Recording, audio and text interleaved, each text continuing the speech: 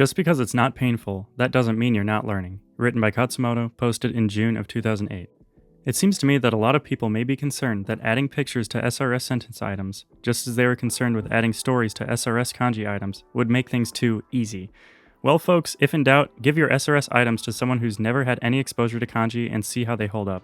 Play your Chinese or Japanese audio picture question to an untrained person and see if they can produce the text, assuming you don't give away the text in the picture, hee.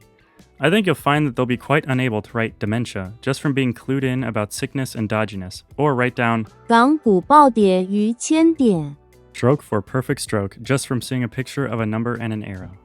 Adding pictures for sentences and stories for individual kanji items, I think, is completely non-detrimental.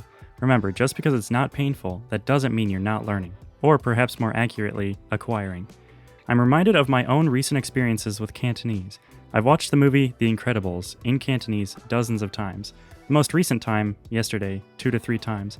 One of the things I picked up was 即刻 meaning immediately or right now, as in 过厘尼度即刻 or come here this instant in the scene where Mr. Incredible gets yelled at by his boss, and his boss is being really condescending and pointing down at the ground, here, telling Mr. Incredible to get away from the door. The next day, today, I was watching a different Cantonese show that I've seen a lot of, a news magazine program called Infolink, and for the first time, I understood what the presenter had been saying at the beginning of the show. Each time he does the voiceover intro, he says, 即刻事必关己 Translation, coming up on Infolink, or next Infolink, or and now it's Infolink.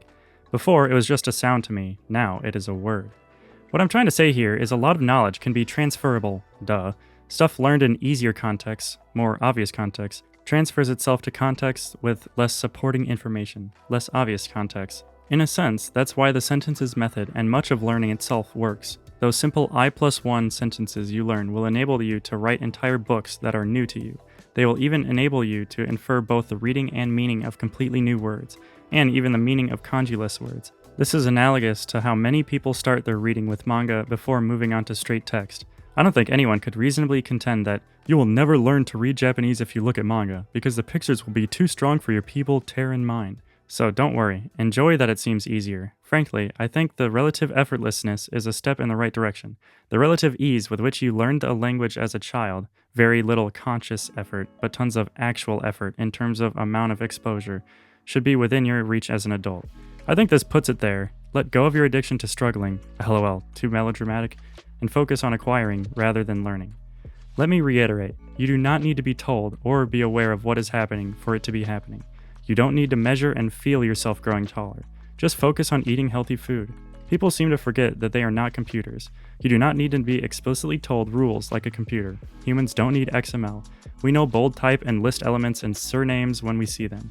When we look at something, we know where shapes begin and end. We don't need to count pixels and color levels. It could be said that your brain is a computer, but it is one of a thoroughly different sort from the current artificial kind. It is the most powerful fuzzy inference engine out there. It figures stuff out.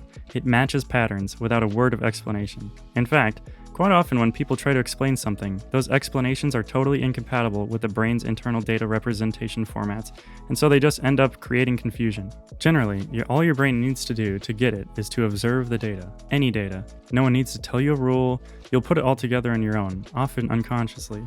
To acquire a language then, all you need to do is show yourself the data. Your brain will do the rest. Trust it.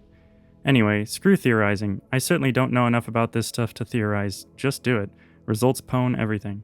And remember, dude, I'm still talking about writing kanji by ear, which Noam Chomsky is said to have called freaking hardcore elite hacksawness.